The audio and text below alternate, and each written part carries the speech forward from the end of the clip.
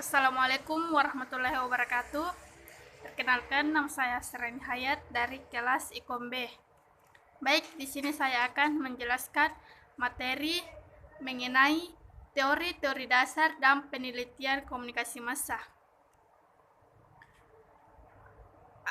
Teori-teori dasar komunikasi massa, sistem komunikasi massa memiliki konsekuensi yang lebih besar dibandingkan dengan sistem komunikasi massa lainnya. Komunikasi massa menjangkau khalayak luas dan bersifat terbuka. Pesan-pesannya dapat diakses dan dikonsumsi oleh siapa saja.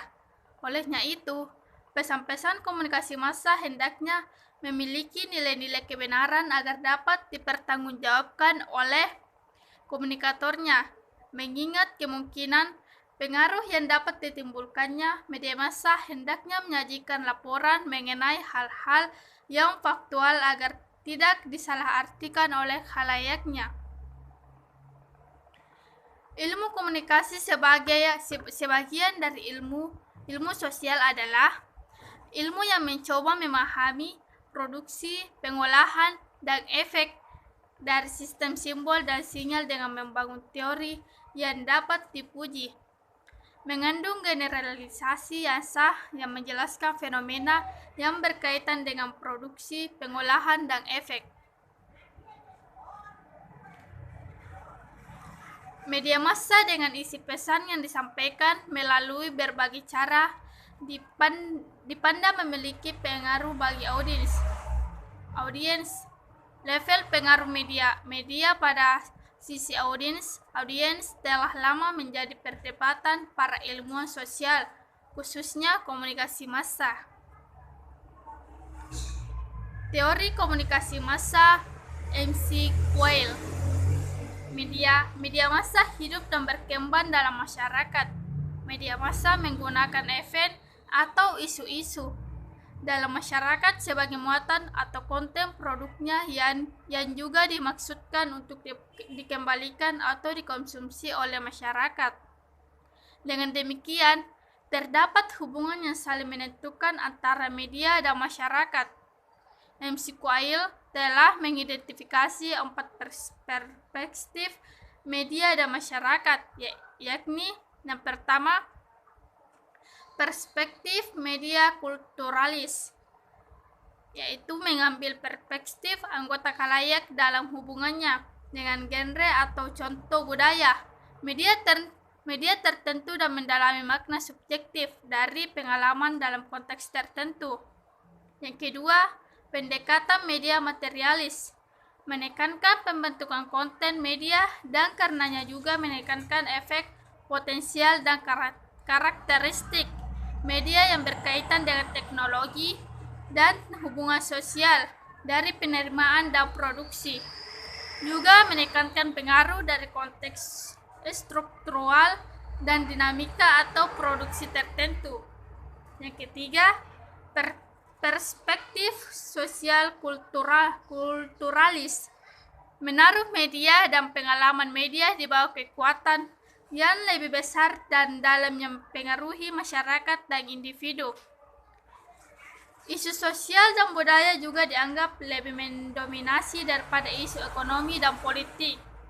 Yang keempat, perspektif sosial materialistis, pandangan kritis terhadap kepemilikan dan kontrol media yang pada akhirnya membentuk ideologi dominan yang disiarkan atau didukung oleh media. Yang kedua, teori KO-orientasi, pengetahuan publik tentang isu-isu politik yang diperoleh melalui media massa hanyalah merupakan sampel dari realitas politik yang sebenarnya. Realitas politik yang sebenarnya mengalami penyusutan pada saat media menentukan apa yang akan diliput dan aspek mana saja yang akan disampaikan dan ditonjolkan dalam laporannya. Teori tersebut menggambarkan hubungan antara elit, isu, publik, dan media. Elit biasanya diartikan sebagai kekuatan politik yang ada dalam masyarakat. Isu adalah perbincangan atau perdebatan mengenai suatu kejadian di dalam masyarakat. Publik adalah kelompok atau komunitas dalam masyarakat yang berkompeten dengan peristiwa yang diinformasikan dan sekaligus sebagai khalayak media. Media mengacu pada unsur-unsur yang ada dalam media, seperti wartawan, editor, dan sebagainya. Teori KO orientasi menjelaskan bahwa informasi mengenai suatu peristiwa dicari dari atau didapatkan oleh anggota masyarakat dengan mengacu pada pengalaman pribadi, sumber dari kalangan elit, media massa atau kombinasi ketiganya. Hubungan dinamis terjadi antara publik dan elit politik tertentu, pada sikap publik terhadap media, dan pada hubungan antara elit dan media. Perbedaan atau pertentangan antara publik dan elit dalam mempersepsi suatu isu akan mempengaruhi publik untuk mencari informasi melalui media dan sumber-sumber informasi lainnya. Para elit juga digambarkan dapat memanipulasi persepsi publik dengan secara langsung mencampuri peristiwa tersebut atau dengan cara mengendalikan media massa.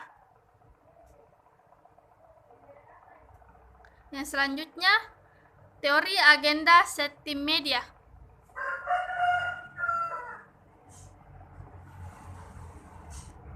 Teoritis utama agenda setting adalah Maxwell MC.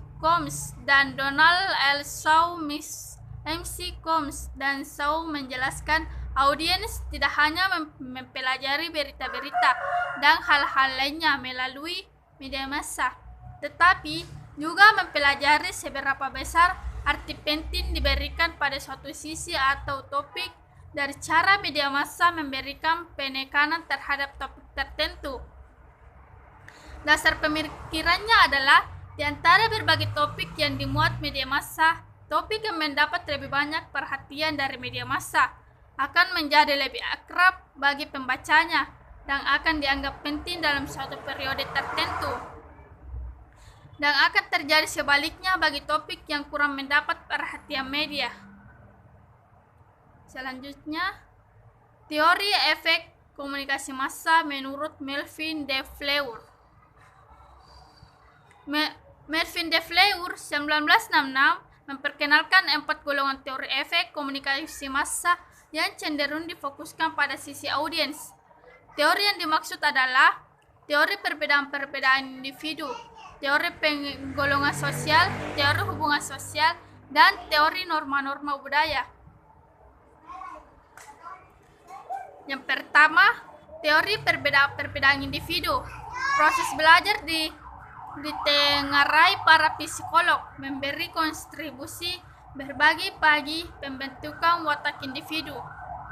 Mereka juga menegaskan hubungan yang erat antara kegiatan belajar dan motivasi. Penelitian membuktikan bahwa beberapa tingkat motivasi dapat ditumbuhkan melalui proses belajar. Yang kedua, teori penggolongan sosial. Dalam masyarakat kota, industri terdapat penggolongan sosial yang luas.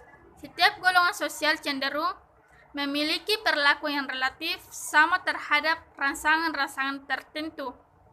Penggolongan sosial yang dimaksud dapat berdasarkan seks, tingkat penghasilan, pendidikan, tempat tinggal, agama, orientasi politik, dan sebagainya. Wanita cenderung lebih menyukai majalah mode atau menonton program hiburan di televisi. Sementara program olahraga dan informasional lebih disukai laki-laki, anak-anak disukai oleh laki-laki. Anak-anak cenderung lebih menyukai film kartun. Yang ketiga, teori hubungan sosial. Teori ini mengakui bahwa kuantitas penerimaan pesan oleh khalayak individu tidak diperoleh lebih banyak dari media massa, tetapi justru dari hubungan-hubungan sosial.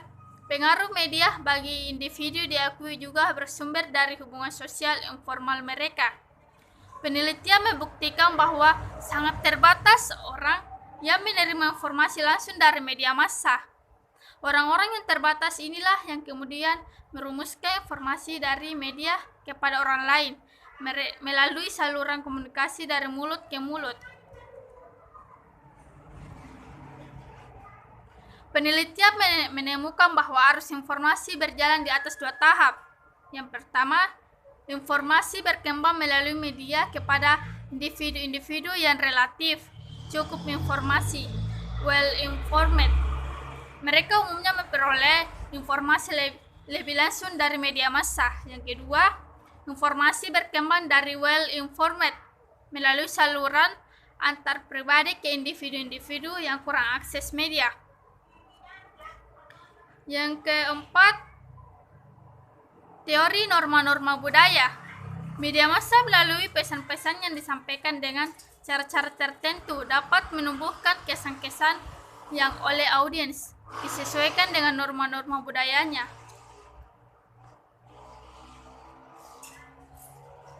Media akan bekerja secara tidak langsung untuk mempengaruhi sikap individu tersebut. Media massa mempengaruhi norma-norma budaya yang paling tidak dilakukan dalam 3 cara, yakni yang pertama, pesan-pesan komunikasi massa dapat memperkokoh pola-pola budaya yang berlaku dan dapat membimbing masyarakat agar yakin bahwa pola-pola tersebut masih berlaku dan dipatuhi masyarakat. Yang kedua, menciptakan pola-pola budaya baru yang tidak bertentangan dengan pola budaya yang ada, bahkan menyempurnakannya. Yang ketiga, mengubah norma-norma budaya yang berlaku dengan mengubah perilaku masyarakat. Model dasar metode penelitian komunikasi massa. Penelitian sosial melahirkan rumusan-rumusan kebenaran yang bersifat relatif. Artinya, meskipun beragam jenis pendekatan dan model penelitian sosial telah dikembangkan serta dengan dukungan teknologi informasi dan komunikasi yang canggih. Dalam studi komunikasi, kita mengenal beberapa jenis metode penelitian, antara lain sebagai berikut. Yang pertama, metode observasi. Yang kedua, metode eksperimental. Yang ketiga, metode survei. Yang keempat, metode analisis. Yang kelima, analisis jaringan. Itulah tadi materi yang saya jelaskan. Sekian dan terima kasih. Wassalamualaikum warahmatullahi wabarakatuh.